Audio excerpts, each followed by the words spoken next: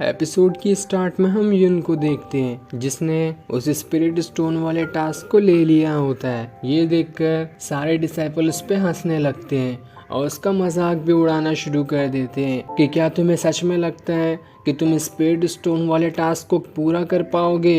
ये तुम्हारे बस की बात नहीं है। इसके लिए तो 4 या फिर 5 लेवल वाले भी कल्टीवेटर्स डरते हैं, तो तुम लेवल 3 पर होकर ही इस टास्क को कैसे पूरा कर पाओगे? लेकिन युन किसी की भी बात को नहीं सुनता और फिर वहां पर से उस स्पिरिट स्टोन वाले टास्क को ले लेता है, जिसे लेकर वो वहां से जाने लगता है। लेकिन तब उसके जाते हुए बाकी डिसाइपल उससे कहते हैं, अगर तुमने इस टास्क को पूरा नहीं किया तो इसके लिए तुम्हें पेनल्टी भी लगेगी। लेकिन युन कुछ भी नहीं सुनता और इस टास्क को पूरा करने के लिए वहां से निकल जाता है। दूसरी तरफ हम उस आदमी को देखते हैं जिसने अपनी स्वॉर्ड युन को धार करने के लिए दी थी और उस आदमी का नाम चैन होता है, जो युन के घर में आ गया होता है और फिर वो अपने साथियों से कहता है पूरे घर को तोड़ दो और इसमें आग लगा दो, ताकि जब दोबारा यहाँ पर युन आए तो उसे मेरे से पंगा लेने का अंजाम मालूम पड़ जाए। इसलिए उसके साथ ही पूरे घर में आग लगा देते हैं। तो वहीं युन जंगल में उस ब्लड फ्लावर को ढूंढ रहा होता है,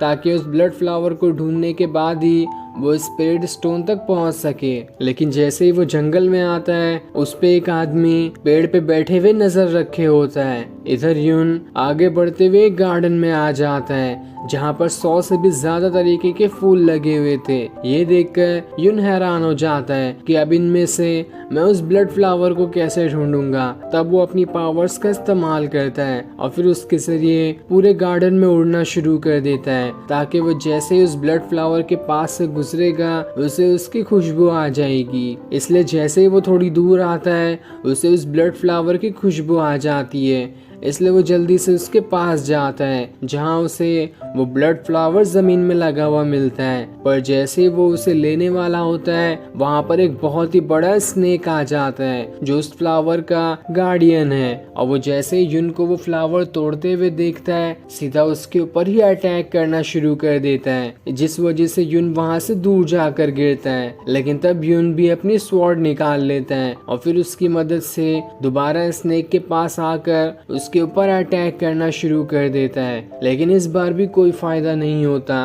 वो वहां से दोबारा पीछे आ जाता है। तब वो खुद से कहता है, मेरी स्वॉर्ड टेक्निक तो सही है, लेकिन मेरी स्वॉर्ड में ही इतनी ज्यादा पावर नहीं कि ये मुझे आसानी से इस स्नेक से लड़ने में मदद करे। इसकी धार ही कम हो चुकी है, इसलिए लगता है मुझे बिना स्वॉर्ड के ही इस स्नेक से लड़ना होगा। जिसके बाद वो अपनी स्वॉर्ड को वहीं पर छोड़ देता है और फिर अपनी टाइगर स्पिरिट की पावर की मदद से उस स्नेक से लड़ने के लिए तैयार हो जाता है। जिसके बाद अब देखते ही देखते युन और स्नेक के बीच में काफी जबरदस्त फाइट शुरू हो जाती है। युन उस स्नेक के ऊपर ही बैठ जाता है और अपने टाइगर स्पिरिट की पावर की मदद से कई सारे पंच उसके ऊपर मारना शुरू कर देता है, ताकि वो उसे मार सके। लेकिन इतने सारे पंच खाने के बाद भी उस स्नेक को कुछ भी नहीं होता और वो युन को वहां से उठाकर जमीन पे पटक देता है। जिसके बाद वो उसका पीछा करने लगता है। इसलिए युन अपनी जान बचाते हुए वहां से भागने में ही भलाई समझता है और वहां से भागते हुए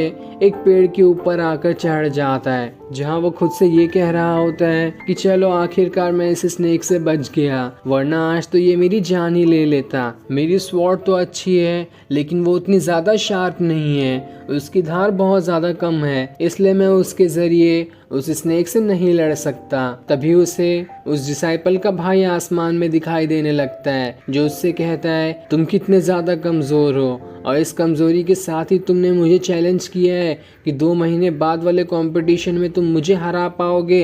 ये बस तुम्हारा सपना है। साथ ही उसे सू भी दिखाई देने लगती है, जो उससे कहती है क्या कर रहे हो तुम, जितनी हो सके उतनी कोशिश करो ताकि तुम पावरफुल बन सको। ये सुनकर युन की हिम्मत बढ़ जाती है और फिर वो खुद से कहता है अब चाहे कुछ भी हो जाए मैं उस स्नेक को मार कर ही रहूंगा। जिसके बाद वो वहाँ से दोबारा दोबारा अपनी स्वॉर्ड के पास आ जाता है, लेकिन अब उसकी स्वॉर्ड में से रेड कलर की पावर्स निकल रही थी और जब वो इस बार अपनी स्वॉर्ड को उठाता है तो वो पहले से ज्यादा भारी हो गई होती है। तभी एक उड़ते हुए पत्ता उस स्वॉर्ड से टकरा जाता है, जिस वजह से उस पत्ते के 2 टुकड़े हो जाते हैं। ये देखकर यून एकदम ही ज्यादा दंग रह जाता है कि अचानक से इस स्वॉर्ड की धार इतनी ज्यादा कैसे बढ़ गई। तब उसे समझ में आता है कि इस स्वॉर्ड ने उस ब्लड फ्लावर का सारा ऑरा अपने अंदर एब्जॉर्ब कर लिया है, जिस वजह से इसकी धार बहुत ज्यादा तेज हो चुकी है। जिसके बाद वो अपनी स्वॉर्ड को हवा में उड़ा देता है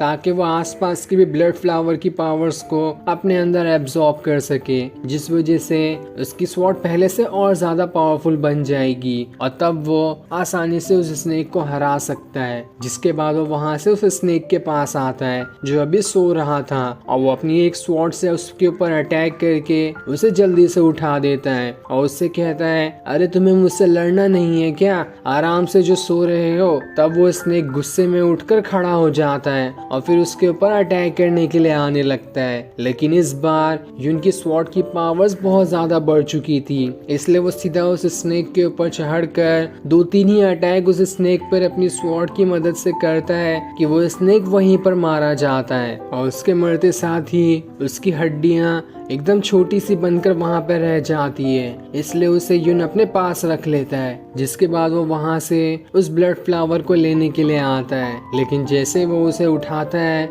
वहां पर 2 लोग आ जाते हैं जो उससे कहते हैं, उस फ्लावर को वहीं पर छोड़ दो वरना हमसे बुरा कोई भी नहीं होगा और जल्दी से यहाँ से भाग जाओ। लेकिन तब यून उससे कहता है, इस फ्लावर को मैंने ढूंढा है और आखिर तुम होते कौन हो मुझे यहाँ से भगाने वाले। तब वो लोग कहते हैं, हम तुम जैसे लेवल 3 के मार्शल आर्टिस्ट से नहीं लड़ना चाहते, तुम हमसे एक ही बार में हार जाओगे। जिस पर यून कहता है, ऐसी बात है तो अभी मैं तुम्हें बताता हूँ। जिसके बाद वो अपनी स्वॉर्ड की पावर्स को बाहर निकालने की कोशिश करता है, लेकिन उस स्नेक से लड़ने की वजह से उस स्वॉर्ड की पावर्स अब थोड़ी कम हो चुकी थी, जिस वजह से वो बाहर ही नहीं आती।